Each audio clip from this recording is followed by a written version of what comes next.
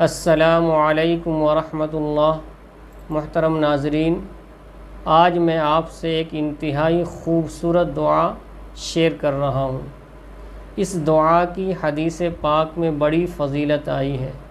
حضرت عثمان ابن عفان رضی اللہ تعالیٰ عنہ سے روایت ہے کہ اگر کوئی شخص اس دعا کو صبح کے وقت پڑھ لیتا ہے تو شام تک اس کو کوئی چیز نقصان نہیں پہنچا سکتی، اور اگر اسی طرح اس دعا کو شام کے وقت کوئی شخص پڑھ لیتا ہے تو صبح تک اس کو کوئی چیز نقصان نہیں پہنچا سکتی۔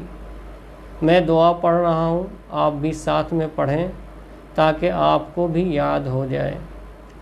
بسم اللہ الذی لا یضر مع اسمہ شیء فی الارض ولا فی السماء وَهُوَ السَّمِيعُ الْعَلِيمُ۔